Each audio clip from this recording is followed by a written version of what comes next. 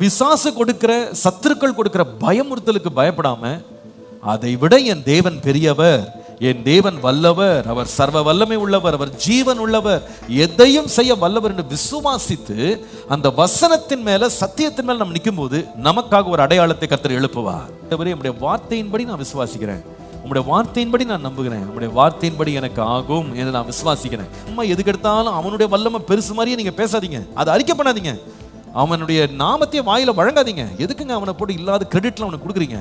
அவனை பெரிய சக்திமான் மாதிரி எதுக்கு நீங்க அவனை காட்டுறீங்க? அவனை விடுங்க. அவனை நான் சொல்லுவேன், அவனை விட நம்முடைய தேவன் பெரியவர். ஐயோ, இது எப்படி நடக்கும், இது எப்படி முடியும், இது எப்படி காரியம் வாய்க்கும், இது எப்படி நம்ம செய்ய போறோம், என்ன நடக்கும்னு தெரியலையே. பயப்படாதீங்க, கர்த்தர் கரம் பிடித்தாரானால் நிச்சயமாய் கர்த்தர் கொண்டு செல்வார். ஆண்டவர் என்ன செய்கிறார் என்றால், அவர் கேட்கிறார், தேவனே நீர் எங்களை கைவிட்டீர், எங்களை சிதறடித்தீர், எங்கள் மேல் கோபமாய் இருந்தீர், மறுபடியும் எங்களிடமாய் திரும்பி அருளும். 60ஆம் சங்கீதம் 1ஆம் வசனம். பூமியை அதிர பண்ணி அதை வெடிப்பாக்கினீர், அதன் வெடிப்புகளை பொருந்த பண்ணும், அது அசைகின்றது.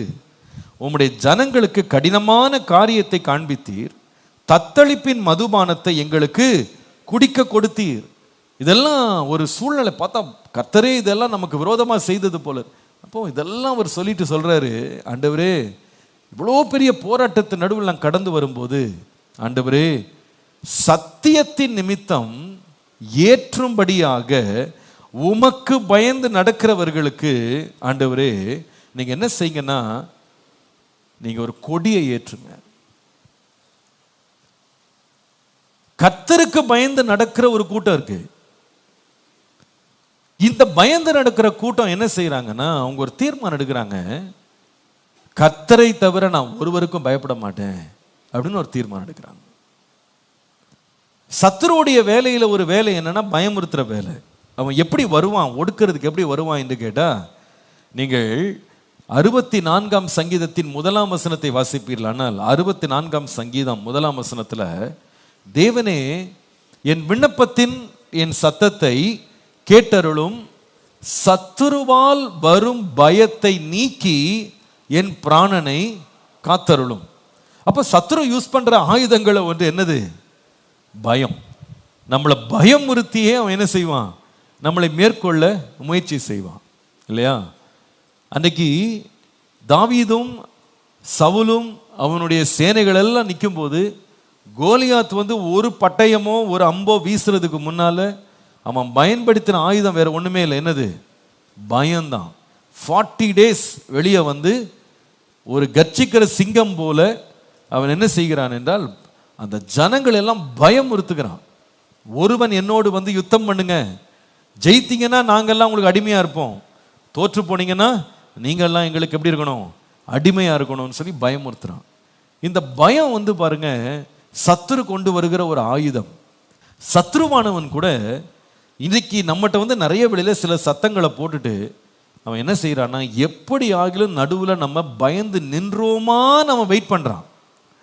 நம்ம ஒரு நிமிஷம் அவனுடைய பயத்தின் செயல்களுக்கு, அவனுடைய சத்தத்துக்கு, அவனுடைய சிமிங்கைகளுக்கு நம்ம பயந்து அப்படி நிற்கிறோம் பாருங்க, அங்கதான் நம்மளை ஓவர்டேக் பண்றான். வேதம் சொல்லுகிறது, தேவன் நமக்கு பயமுள்ள ஆவியை கொடாமல் பலமும் அன்பும் தெளிந்த புத்தியும் உள்ள ஆவியை தந்திருக்கிறார். அப்போ நம்ம சத்ருவுடைய இந்த சூழ்ச்சியாகிய பயத்திற்கு நாம் இடம் கொடுக்கும் போது, நம்ம தேவனுக்கு மேல அவனை நம்ம பெரியவனாக நம்ம பார்க்க ஆரம்பிச்சிடறோம். ஆனா ஷாத்ராக் மேஷாக் ஆபேத்நேகோவை நேபுகாத் நேச்சார் என்கிற மிக சர்வ வல்லமை உள்ள ஒரு ராஜா, சர்வதிகாரி, அவன் சொல்லுகிறான், என்னுடைய கைக்கு உன்னை தப்பு வைக்கிற தேவன் ஒருவனும் கிடையாது. நான் சொல்றேன் எக்காலம் ஊதுற, நீ வணங்கு, நீ வணங்கலைன்னா சூளையில கொண்டு போட்டுருவேன். ஒரு முறை சொன்னா பயப்படலை, 2வது முறை சொல்லுகிறேன், நான் உங்களுக்காக திரும்ப இன்னொரு முறை நான் சத்தத்தை நான் ஏற்றுறேன், கீத வாத்தியங்கள் வாசிக்க வைக்கிறேன், இப்பயாவது வணங்குங்க. இப்போ வணங்கலைன்னா 7 மடங்கு சூடாக்கிடுவேன். அவங்க சொல்றாங்க, எங்கள் தேவன் எங்களை தப்புவிக்க வல்லவர், அவர் தப்புவியாம போனா கூட இந்த விக்கிரகத்துக்கு முன்னாடி நாங்கள் வணங்க மாட்டோம். என்ன ஒரு தைரியம்! அன்றைக்கு இருந்த உலகத்துல பாபிலோன் ராஜ்யத்தை விட ஒரு பெரிய சர்வ அதிகாரமான ஒரு ராஜ்யம் வேற ஒன்றுமே கிடையாது. இஸ்ரவேல் என்னும் நாட்டையே விழுங்கிட்டு போயிட்டாங்க. சாலமோன் கட்டின தேவாலயத்தை சுட்டெரித்து போட்டாங்க. பயங்கரமான வல்லமை உள்ள சர்வாதிகாரம் நிறைந்த ஒரு ராஜ்யபாரம் அது. அவ்வளோ பெரிய ராஜா சொல்றாரு. ஆனா இந்த ஜனங்க என்ன செய்யல? அந்த பயத்துக்கு இடம் கொடுக்கவே இல்லை. நீ எவ்வளவுதான் எனக்கு விரோதமாய் பயத்தை மூட்டுறதுக்கு முயற்சி செய்தாலும் கடைசி வரைக்கும் அவங்க நின்று பிடிச்சா, நாங்கள் பயப்பட மட்டும் மாட்டோம், எங்கள் தேவன் எங்களை தப்புவிக்க. எத்தனை பேர் விசுவாசிக்கிறீங்க இந்த காலையில்? ஹல்லேலூயா. வேதம் சொல்லுகிறது, நான் வாசித்தோம் பாருங்க, சத்தியத்தின் நிமித்தம் ஏற்றும்படியாக உமக்கு பயந்து நடக்கிறவர்களுக்கு ஒரு கொடியை கொடுக்கிறார். கர்த்தருடைய நாமத்திற்கு மகிமை உண்டாகுது. இந்த கொடி எப்படிப்பட்ட கொடி தெரியுமா? I call this banner acts like a label. இது எப்படிப்பட்டதுன்னா, நமக்கு ஒரு அடையாளமாக கொடுக்கப்பட்ட ஒரு கொடி. என்ன அடையாளம் தெரியுமா? கர்த்தர் என்னோடு இருக்கிறார் என்பதை வெளிப்படுத்தும்படி தேவன் அடையாளப்படுத்தி நமக்காக எழுப்புகிற கொடி. அன்றைக்கு நேபுகாத்நேச்சார் பயமுறுத்தின போது தேவனுடைய ஆவியானவர் எப்படி கொடியேற்றினார் தெரியுமா? அந்த அந்நிய ராஜாவாகிய நேபுகாத்நேச்சாருக்கு முன்பாக அக்கினிக்குள்ளே போட்டது 3 பேர் அல்லவா? 4 பேர் எங்கே நடக்கிறார்கள்? இந்த 4வது மனுஷன் யார்? அவன் தேவனுடைய ஒரு குமாரனை போல, தூதனை போல இருக்கிறானே என்று சொல்லி அவன் கண்கள் கண்டு நடுங்கும்படியாக தேவன் ஒரு கொடி அங்கே ஏற்றினார். அல்லேலூயா. எதனாலன்னு கேட்டா, அவருடைய சத்தியத்தினால. அவருடைய சத்தியத்தை பின்பற்றி நடக்கிறவர்கள், அவருடைய சத்தியத்திற்கு பயந்து நடக்கிறவர்கள், அவருடைய சத்தியத்தை விசுவாசிக்கிறவர்களுக்காக கர்த்தர் ஒரு கொடியை எல்லாரும் காணும்படி அடையாளமாக தேவன் எழுப்பி நிறுத்துவார். நாம நம்ம வாழ்க்கையில பிசாசு கொடுக்கிற, சத்துருக்கள் கொடுக்கிற பயமுறுத்தலுக்கு பயப்படாம, அதை விட என் தேவன் பெரியவர், என் தேவன் வல்லவர், அவர் சர்வ வல்லமை உள்ளவர், அவர் ஜீவன் உள்ளவர், எதையும் செய்ய வல்லவர் என்று விசுவாசித்து அந்த வசனத்தின் மேல, சத்தியத்தின் மேல நம்ம நிற்கும் போது நமக்காக ஒரு அடையாளத்தை கர்த்தர் எழுப்புவார். ஹல்லேலூயா. எல்லாருடைய கண்கள் காணும்படி தேவன் ஒரு அடையாளத்தை நமக்காய் நிறுத்துவார். நம்முடைய சத்துருக்கள் கண்டு நடுங்கும்படியாக தேவன் அடையாளத்தை எழுப்பி நிறுத்தி ஒரு கொடியை ஏற்ற தேவன் வல்லவராய் இருக்கிறார். ஹல்லேலூயா. நம்ம நிறைய வேளையில கர்த்தர் நமக்கு சொன்ன காரியங்கள், தேவன் நம்மை அனுப்பும் காரியங்கள், தேவன் நமக்காக ஆரம்பித்த காரியங்களை செய்ய ஆரம்பிக்கும் போது பயமுறுத்தலை கொண்டு வந்து எப்படியாவது முடக்கிடலாம் நினைப்பான். ஆனா நீங்க விசுவாசிப்பீர்களானா, கர்த்தர் எனக்கு இந்த காரியத்தை கொடுத்தார், கர்த்தர் இதை செய்யும்படி சொன்னார், கர்த்தர் இதை நடத்தி வருகிறார், கர்த்தர் இதை கொண்டு செல்லுகிறார், என்ன பயமுறுத்தினாலும் நான் உன் பயமுறுத்தலுக்கு இணங்க மாட்டேன் என்று நம்ம தைரியமா நிற்கும் போது பாருங்க, அந்த பயத்துக்கு இடம் கொடாம தேவ சத்தியத்தின் மேல நம்ம நிற்கும் போது, சத்தியத்தின் நிமித்தமாக கர்த்தர் நமக்காக ஒரு கொடியை எடுத்து நிறுத்துவார். அல்லேலூயா. எந்த இடத்துல நம்ம தோற்று போவோம், எந்த இடத்துல நம்ம மறைந்து போவோம், அழிந்து போவோம் என்று ஜனங்கள் நினைச்சாங்களோ, சத்துருக்கள் நினைச்சாங்களோ, அவர்களுக்கு முன்பாகவே ஒரு அடையாள சின்னமாக தேவன் நமக்காக நிற்கிறார் என்பதை தேவன் நமக்காக எழுப்பி நிறுத்த வல்லவராய் இருக்கிறார். நீங்க இதை விசுவாசிங்க, நீங்க இதை விசுவாசிங்க. நிறைய வேளையில ஊழிய பாதையில கூட இப்படிப்பட்ட சோர்வுகள் வந்திருக்கு, பயமுறுத்தல்கள், சொல்கிற வார்த்தைகள்லாம் பார்க்கும்போது, மாம்சத்துல அறிவில பார்க்கும்போது, நிஜத்துல பார்க்கும்போது இது ஒருவேளை நடந்துருமோ அப்படின்னு தோன்றதுக்கு தான் சூழ்நிலைகள் எல்லாம் எப்படி இருக்குன்னா அதுக்கு ஏற்ற விதமாக தான் சாதகமாக தெரியுது. அன்றைக்கு அந்த சவுலை அந்த கோலியாத்தை பார்க்கும்போது உண்மையாகவே தோற்றத்தில் அவன் பெரியவன், கற்பனையில் கிடையாது, உண்மையாகவே தோற்றத்தில் பெரியவன். அவனுடைய ஈட்டி அவ்வளோ பெருசாக இருக்குது, அவனுடைய கேடகம் அவ்வளோ பெருசாக இருக்குது, அவனுடைய சேனை அவ்வளோ பெருசாக இருக்குது. கண்களால் பார்த்தோன்னா அவன் சொல்கிறது தான் உண்மைன்ற மாதிரி இருக்கும், அவன் சொல்கிறது தான் நிஜம் என்பது போல இருக்கும். ஆனால் ஒன்றும் மறந்துடாதீங்க, சத்தியம் யார்கிட்ட இருக்குன்னா தேவன்கிட்ட தான் இருக்கு. பிசாசு யார் என்றால் அவன் பொய்யனும் பொய்க்கு பிதாவுமா இருக்கு. அவன்கிட்ட சத்தியமே கிடையாது, அவன்கிட்ட உண்மையே கிடையாது, அவன் எதையுமே உண்மையாக பேசுறது இல்லை. நாம விசுவாசிக்கணும், நீ என்ன வேணா எனக்கு முன்னாடி கொண்டு வா, நான் எதை விசுவாசிக்கிறேன்னா தேவனுடைய வார்த்தையை நான் விசுவாசிக்கிறேன், அந்த சத்தியத்தை நான் விசுவாசிக்கிறேன். வேதம் சொல்லுகிறது, அந்த சத்தியத்தின் நிமித்தம் ஏற்றும்படியாக உமக்கு பயந்து நடக்கிறவர்களுக்கு ஒரு கொடியை தேவன் கொடுக்கிற தேவனாய் இருக்கிறார். ஹல்லேலூயா. நீங்க விசுவாசிங்க, ஆண்டவரே உம்முடைய வார்த்தையின்படி நான் விசுவாசிக்கிறேன், உம்முடைய வார்த்தையின்படி நான் நம்புகிறேன், உம்முடைய வார்த்தையின்படி எனக்கு ஆகும் என்று நான் விசுவாசிக்கிறேன். I trust in your word Lord. சூழ்நிலைகளை நான் நம்பலை ஆண்டவரே, நீங்க எதை சொன்னீங்களோ, நீங்க எதை அறிவிச்சீங்களோ அந்த வசனத்தின் மேல், அந்த சத்தியத்தின் மேல நான் என்னுடைய ஆதாரத்தை, நங்கூரத்தை வைக்கிறேன். நிச்சயமாகவே எனக்காக ஒரு கொடியை நீர் ஏற்றுவீர். அவன் எவ்வளோ பெரிய வெள்ளத்தை கொண்டு வரலாம், எவ்வளோ பெரிய வஞ்சனைகளை கொண்டு வரலாம், எவ்வளோ பெரிய வெறுப்பை கொண்டு வரலாம், எவ்வளோ பெரிய விரோதங்களை கொண்டு வரலாம். அது ஒன்றும் என்னை மேற்கொள்ளவே மேற்கொள்ளாது. ஏனென்றால் நான் நிற்கிறது பொய்யில் அல்ல, நான் நிற்கிறது தேவனுடைய சத்தியத்தில். ஹல்லேலூயா. கர்த்தருடைய பரிசுத்த நாமத்திற்கு ஒவ்வொரு முறையும் ஊழிய பாதையில சோர்ந்து போகும்போது சில நிஜங்களை கண்ணுக்கு முன்னால் பார்க்கும்போது, மாம்சத்தில் பார்க்கும்போது, உண்மையாகவே அதெல்லாம் உண்மைதானே, அவங்க சொல்றதெல்லாம் உண்மைதானே, இதில் இருக்கிற பிரச்சனைகள் உண்மைதானே, இதில் இருக்கிற போராட்டங்கள் உண்மைதானே, இது எப்படி நடக்கும் அப்படின்னு சில பயத்துக்கு இடம் கொடுக்கறதுக்கு சோதனை வரும். ஆனால் அவ்வப்போதெல்லாம் கர்த்தர் நமக்கு வசனத்தை கொடுத்து, நீ அதை கேட்காதப்பா, அது ஒரு பொய், அந்த மிரட்டலெல்லாம் ஒரு பொய், அந்த பயமுறுத்தலெல்லாம் பொய், என்னுடைய வசனமே சத்தியம். ஹல்லேலூயா.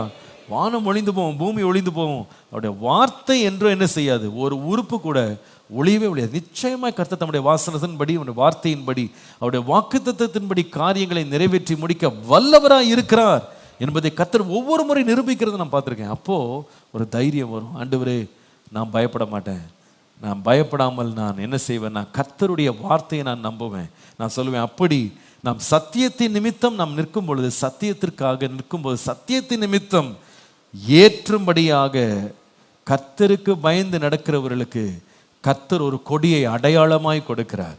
கர்த்தருடைய வார்த்தையை பிடிச்சிட்டு நிற்கிறவங்களுக்கு கர்த்தர் என்ன செய்வார்னா, எல்லார் கண்கள் பார்க்கும்படியாக அடையாளமாக கொடியேற்ற வல்லவராக இருக்கிறார். எத்தனை விசுவாசிக்கிறீங்க? கர்த்தர் உங்கள் சத்துருக்களுக்கு முன்பாக உங்களை அடையாளமாக நிறுத்துவார், உங்களுக்காக ஒரு அடையாளமான கொடியை ஏற்றுவார். அவரை கண்டு பிரமித்து போவாங்க. ஹல்லேலூயா.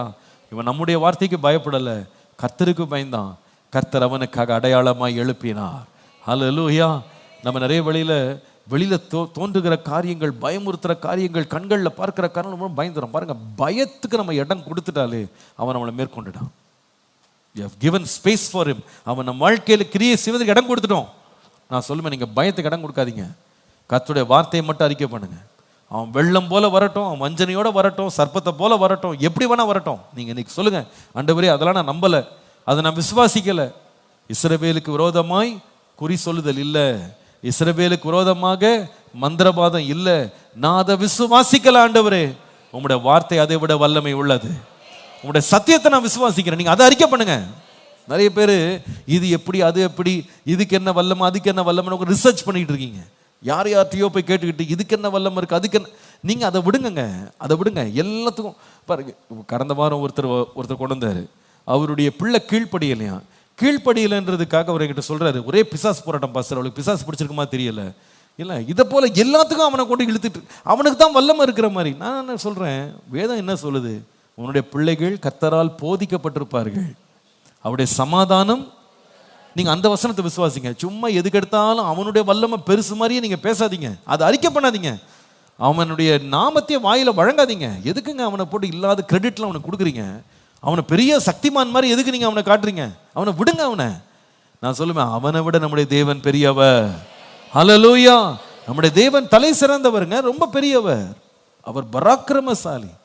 நீ என்ன வேணா சொல்லிட்டு வாப்பா, தாவீது சொல்லுகிறான், நானும் சேனைகளின் தேவனாகிய கர்த்தருடைய நாமத்தினால வர்றேன், அவருடைய நாமம் பெரிய நாமம், அவருடைய நாமம் வல்லமை உள்ள நாமம். ஹல்லேலூயா.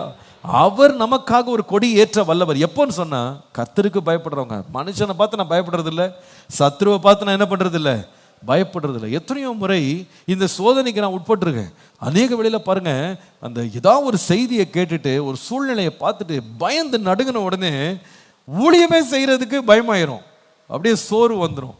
சில வேளையில சில காரியங்கள்லாம் கேட்டுட்டு செய்தி எடுக்க கூட அப்படியே மிரண்டு போய் பயந்து போய் அப்படியே நின்ன நேரங்கள்லாம் உண்டு. ஐயோ, இது எப்படி நடக்கும், இது எப்படி முடியும், இது எப்படி காரியம் வாய்க்கும், இது எப்படி நம்ம செய்ய போறோம், என்ன நடக்கும்னு தெரியலையே. பயப்படாதீங்க, கர்த்தர் கரம் பிடித்தாரானால் நிச்சயமாய் கர்த்தர் கொண்டு செல்லுவார். அல்லேலூயா. கர்த்தர் வழி நடத்துவார்.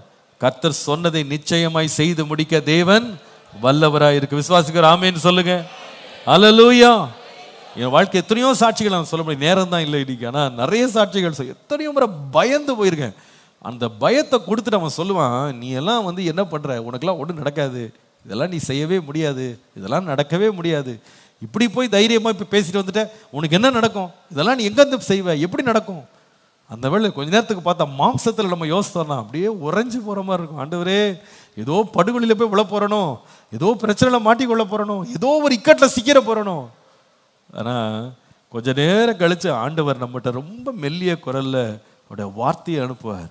சொல்வாரப்பா அதெல்லாம் பொய், அதை நம்பாத, கர்த்தருடைய வார்த்தையை பிடித்துக்கொள், கர்த்தருடைய வார்த்தையின் மேல ஆதாரமா வை, சத்தியத்தின் மேல நில்லு, சத்தியத்தின் மேல கர்த்தருக்கு பயந்துரு, இவனை பார்த்து பயப்படாத. அந்த நேரம் ஆண்டவரே நான் அந்த சூழ்நிலைகளை நம்பல ஆண்டவரே, அந்த பிரச்சனைகளை நான் பார்க்கல ஆண்டவரே, அந்த வார்த்தைகளை நான் கேட்கல ஆண்டவரே, அந்த எண்ணங்களுக்கு நான் என்ன ஒப்பு கொடுக்கல ஆண்டவரே, உங்களுடைய வசனத்தை நான் நம்புறேன், உங்களுடைய வசனத்துக்கு நான் பயப்படுறேன், உங்களுடைய சத்தியத்தின் மேல் என்ன ஆதாரமா நான் வைக்கிறேன்னு சொல்லும்போது ஒரு பெரிய சமாதானம் உள்ள நிரம்பும். கடைசியில பார்த்தா எது என்னுடைய வெட்கமா மாறும் நினைத்தோமோ அதே இடத்துல கர்த்தர் ஜெயக்கொடி ஏற்றி அடையாளமாய் நிறுத்துகிறத நான் பார்த்திருக்கிறேன். அல்லேலூயா. எந்த மனிதருடைய வாயில் இது நடக்காது, முடியாது, இதெல்லாம் செய்யாதீங்கன்னு சொன்னாங்களோ அவர்களுக்கு முன்பாக கர்த்தர் நம்முடைய அடையாளமாக சாட்சியாக ஒரு கொடி ஏற்ற தேவன் வல்லவராய் இருக்கிறார். அல்லேலூயா.